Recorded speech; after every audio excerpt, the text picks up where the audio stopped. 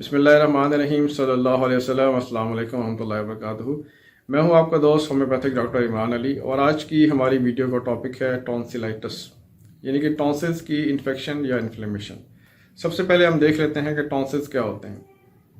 Tonsils हमारे हलक में, हमारी ज़ुबान की जड़ में लेफ़्ट एंड राइट दो लिम्फॉइड टिश्यूज़ होते हैं जो कि हमारी बॉडी का जो डिफेंस सिस्टम है, इम्यून सिस्टम है, उसका एक हिस्सा है। और ये हमारे नाक के ज़रिए और मुंह के ज़रिए जिस्म में जो भी बैक्टीरिया या वायरस दाखिल होने की कोशिश करते हैं, ये उनको किल कर देते हैं और हमारे जिस्म को बहुत से इन्फेक्शन से बचा लेते हैं।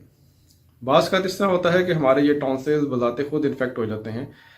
बहुत से ऐसे वायरसेस हैं जैसे फ्लू काज करने वाले वायरस या मीज़ल काज करने वाले वायरस या कॉमन कोल्ड यानी कि ठंड जिसमें लग जाती है, उसके जो वायरस होते हैं वो हमारे टॉन्सिल्स के ऊपर अफेक्ट करते हैं, उनको इन्फेक्ट करते हैं और इन्फेक्शन काज करने के बाद उनके अंदर स्वेलिंग काज हो जाती है, जिसकी वजह से हमें टॉन्सिलाइटिस की कंडीशन का सामना करना पड़ता है। बाज़ का कुछ वायरसेस के अलावा कुछ बैक्टीरिया होते हैं जो कि टाइप ए स्ट्रेप्टोकोकस बैक्टीरिया होते हैं, उनके ज़रिए भी, उनकी वजह से भी हमारे टॉन्सिल्स इन्फेक्ट हो जाते हैं और ऐसी कंडीशन में हमारे टॉन्सिल्स के अंदर पस फॉर्मेशन भी होना शुरू हो जाती है। तो मैं स्क्रीन पे आपको जो कॉमन जो वायरसेस होते हैं जो कि इस कंडीशन को काज करते हैं और जो बैक्टीरिया होते हैं उनकी लिस्ट यहाँ पर दे दूँगा। अब हम देख लेते हैं कि इसके सिम्टम्स क्या होते हैं। सिम्टम्स में सबसे पहले जो पहला सिम्टम अमूमन देखा गया है कि टॉन्सिल्स का जो साइज़ होता है वो बढ़ जाता है, टॉन्सिल्स एनलार्ज हो जाते हैं। टॉन्सिल्स का जो कलर होता है वो नॉर्मल स्किन कलर से चेंज होकर रेड, बहुत ज़्यादा डार्क रेड कलर का हो जाता है। इसमें शदीद या मॉडरेट पेन भी हो सकता है और मरीज़ को बुखार की शिकायत होती है, बाद लोगों को हाई ग्रेड फीवर होता है, बाद लोगों को नॉर्मल फीवर चलता रहता है और स्वालो करने में, कोई भी चीज़ खाने या पीने में मरीज़ को बहुत ज़्यादा दिक्कत और पेन का सामना करना पड़ता है, जिससे फूड की इंटेक, वाटर की इंटेक भी कम होना शुरू होती है और मरीज़ के अंदर कमज़ोरी पैदा होना शुरू हो जाती है। बाद लोगों में जो दर्द होता है ये गले से होता हुआ कानों तक भी जा सकता है, बाद मरीज़ों में ये दर्द गले से होता हुआ सर की तरफ भी चला जाता है। कुछ ऐसी कंडीशन होती हैं, एक्सट्रीम कंडीशन होती हैं जिसमें टॉन्सिल्स को इतने आपस में बड़े होकर आपस में एक दूसरे के करीब हो जाते हैं कि मरीज़ को निकलने में बहुत ज़्यादा डिफ़िकल्टी पेश आती है, जिसको हम कहते हैं किसिंग टॉन्सिल्स। किसिंग टॉन्सिल्स में टॉन्सिल्स एक दूसरे के साथ जुड़ जाते हैं और इतना बीच में गैप नहीं होता कि मरीज़ आसानी से कोई चीज़ खा पी सके। ऐसी सूरतों में मरीज़ जब सोता है तो सोते हुए भी उसका सांस बंद होना शुरू हो जाता है और घबरा कर उठ जाता है। ये एक्सट्रीम इसकी कंडीशन होती हैं। बाज़ मरीज़ों में देखा गया है, बच्चों में जिनके अंदर ठंड से बहुत ज़्यादा हसासियत होती है, उनको बार बार ठंड लग जाती है, नज़ला ज़ुकाम खांसी होना और हर महीने बाद 2 महीने बाद उनके टॉन्सिल्स एनलार्ज कर जाते हैं, इन्फ्लेम कर जाते हैं। तो इनको अमूमन एंटीबायोटिक से इलाज किया जाता है और काफ़ी अर्से तक इलाज करने के बाद डॉक्टर आखिर में ये रिकमेंड करते हैं कि आप टॉन्सिल्स को रिमूव कर दें। जब आप टॉन्सिल्स को सर्जरी के ज़रिए रिमूव कर देते हैं तो फिर आपके बॉडी के एक अहम जो डिफेंस सिस्टम आप उससे महरूम हो जाते हैं और आपके जिस्म में जो अपर रेस्पिरेटरी ट्रैक इन्फेक्शन होते हैं या आपके लंग्स में इन्फेक्शन हो सकते हैं, आपके डाइजेस्टिव ट्रैक में इन्फेक्शन होते हैं, उनकी जो रेशो होती है वो इंक्रीज़ कर जाती है। इसलिए मैं आपको ये रिकमेंड करूँगा कि अगर आपके बच्चों में या आप में टॉन्सिल्स की शिकायत है और बार बार वो होते हैं, रिकरेंट टॉन्सिल्स होते हैं, तो आप कम से कम 5-6 महीने होम्योपैथी का इलाज करा लें। अगर उसके बाद भी आपके टॉन्सिल्स की शिकायत सॉल्व नहीं होती तो फिर आप सर्जरी की तरफ जा सकते हैं, लेकिन सर्जरी में जाने से पहले आप कोशिश करें कि एक दफ़ा होम्योपैथी ट्रीटमेंट को ट्राई कर लें और इसमें काफ़ी ज़्यादा सक्सेस रेशियो बहुत ज़्यादा हाई होती है और अक्सर मरीज इससे ठीक हो जाते हैं। अब हम देख लेते हैं कि अगर आप टॉन्सिलाइटिस की आपको शिकायत है, आप इस फेज से गुजर रहे हैं, तो आपको किन चीज़ों में एहतियात करनी चाहिए।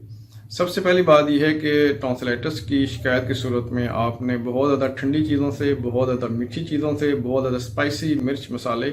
इन चीज़ों को अवॉइड करने की कोशिश करनी है, क्योंकि इनके ज़रिए आपकी इन्फेक्शन और इन्फ्लेमेशन बहुत ज़्यादा बढ़ सकती है और आपकी पेन में इजाफा हो सकता है। कोशिश करें कि गर्म ड्रिंक्स आप पिएँ और ऐसी खुराक लें जो कि आपको आपके टॉन्सिलाइटिस की कंडीशन को इरिटेट ना करें। अब हम देखते हैं कि होम्योपैथिक में कौन सी अहम रेमेडीज़ हैं जो कि अमूमन टॉन्सिलाइटिस को ट्रीट करने में इस्तेमाल होती हैं। जो सबसे ज़रूरी बात यह है कि अगर आपको टॉन्सिलाइटिस की शिकायत बार बार होती है और आप रिकरेंट टॉन्सिलाइटिस का शिकार हैं, तो आपको अपने मुआलिज को कम से कम 4 से 6 महीने ज़रूर देने हैं, तो आपका कम्प्लीटली क्योर हो जाए और आपका इलाज हो जाए। और दूसरी अहम बात यह है कि आपका क्रोनिक टॉन्सिलाइटिस को क्योर करने के लिए आपकी एक मिजाजी दवा या कंस्टिट्यूशन रेमेडी को तलाश करना पड़ता है। होम्योपैथी में हर पेशेंट की जो स्पेसिफिक मेडिसिन होती है जो कि उसके लिए उसके तमाम अमराज के लिए बेहतर होती है, वो दूसरे मरीज़ से मुख्तलिफ होती है, क्योंकि हर मरीज़ का मिजाज मुख्तलिफ है, हर मरीज़ की आदत मुख्तलिफ हैं, हर मरीज़ का उठने बैठने का, बोलने चलने का, सोचने का तरीका, लोगों से बिहेव करने का तरीका, खाने पीने की आदत, गर्मी सर्दी से हसासियत, ये हर पेशेंट की दूसरे पेशेंट से डिफरेंट होती है और उसी के अकॉर्डिंगली उसकी मेडिसिन भी डिफरेंट हो जाती है। अगर आपको टॉन्सिलाइटिस की शिकायत बार बार हो रही है तो बहुत ज़्यादा ज़रूरी है कि आपकी मिजाजी दवा का इंतखाब किया जाए और वो एक अच्छा होम्योपैथिक डॉक्टर आपकी तमाम जहनी और जिस्मानी अलामात को स्टडी करने के बाद आपकी वो मिजाजी दवा निकालेगा और फिर आपको जब वो उसको एक ख़ास पोटेंसी में आपको बार बार रिपीट करेगा या वक्फे से देगा तो आपकी टॉन्सिलाइटिस की शिकायत हमेशा के लिए दूर हो जाएगी। लेकिन अब हम बात कर लेते हैं कि अमूमन आम तौर पे वो कौन सी मेडिसिन होती हैं जो कि हम टॉन्सिलाइटिस की इलाज के लिए इस्तेमाल करते हैं। सबसे पहली मेडिसिन है नक्स मिका 200। ऐसे मरीज जो कि बहुत ज़्यादा एलोपैथिक मेडिसिन या एंटीबायोटिक्स का इस्तेमाल करके आ रहे हैं, आपने उनको नक्स मिका 200 की 3 से 4 डोजेज पहले दिन देनी है। एक खुराक सुबह, एक दोपहर, एक शाम, एक रात को दे दें। दूसरे दिन आपने ट्यूबरकुलिनियम 1 mg की 3 से 4 डोजेज मरीज को देनी है। ऐसे मरीज जिनको क्रॉनिक टॉन्सिलाइटिस है, बार बार टॉन्सिल्स की शिकायत होती है और उनको सर्दी से बहुत ज़्यादा हसासियत है, ज़रा सी सर्दी लगने से, ज़रा सी ठंड लगने से या ज़रा सी कोई ठंडी चीज़ खा लेने से उनके गले पकड़े जाते हैं, गले में पेन शुरू हो जाता है, फीवर शुरू हो जाता है, नज़र काम खांसी शुरू हो जाती है, तो आपने ट्यूबरकुलिनियम 1 mg की 3 से 4 डोजेज आपने उसको दूसरे दिन देनी है। तीसरे दिन अगर आपके टॉन्सिल्स की कंडीशन ऐसी है कि उसका साइज़ तो बड़ा हुआ है लेकिन उसके अंदर रेडनेस नहीं है और उसके अंदर पेन नहीं है, तो आपने कैलकेरिया कार्ब 30 की 3 से 4 डोजेज आपने रोज़ाना मरीज को 5 से 10 दिन आपने देनी है।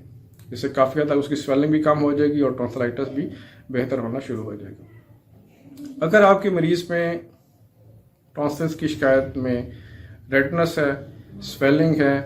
पेन है, बुखार हो रहा है, तो ऐसी कंडीशन में बेलाडोना 1 mg और ब्राइटाकार्ब 1 mg बहुत अच्छी रेमेडीज़ हैं और बहुत ज़्यादा फ्रीक्वेंट इस्तेमाल होती हैं। बेलाडोना 1 mg की एक खुराक आपने सुबह दे दें खाली पेट और एक ब्राइटाकार्ब 1 mg की खुराक रात को दे दें सोने से पहले। ये कम से कम 7 से 10 दिन आपने मरीज़ को देनी है, जिससे उसका रेडनेस, उसकी पेन, उसकी जो स्वेलिंग है और बुखार है वो सारे के सारे सेटल होना शुरू हो जाएंगे। लेकिन अगर आपके मरीज़ के टॉन्सिल में साथ वाइट पैचेस भी हैं, इसका मतलब वहाँ पर पस फॉर्मेशन हो रही है जो कि अमूमन बैक्टीरियल इन्फेक्शन की वजह से होती है, तो फिर हमारी दो अहम मेडिसिन जो कि बेलाटोन और ब्राइटाकार्ब के बाद आप देंगे वो है सिलिशिया और हेपरसल। सिलिशिया 30 की एक खुराक सुबह देते हैं, एक सिलिशिया 30 की खुराक दिन में देते हैं, हेपरसल 30 की शाम को एक खुराक देते हैं और हेपरसल 30 की रात को एक खुराक देते हैं। इस तरीके से कम 7 से 10 दिन आपने देनी है, जिससे वो पस फॉर्मेशन है वो भी ठीक हो जाएगी, उसकी स्वेलिंग और बाकी चीज़ें भी सेटल डाउन होना शुरू हो जाएंगी। और अमूमन चूँकि जो पस फॉर्मेशन होती है टॉन्सिलाइटिस की कंडीशन में वो हमारे बैक्टीरियल इन्फेक्शन की वजह से होती है जो कि स्ट्रेप्टोकोकस बैक्टीरिया होते हैं, तो होम्योपैथिक में हमारी एक अहम नोसोड है जिसका नाम है स्ट्रेप्टोकोक्सिन। स्ट्रेप्टोकोक्सिन 1 mg की आपने 3 से 4 खुराकें हेपरसल्फा सिलिशिया देने से पहले आपने फर्स्ट डे दे देना है, उसके बाद आपने हेपरसल्फा सिलिशिया को आप साथ कंटिन्यू कर सकते हैं।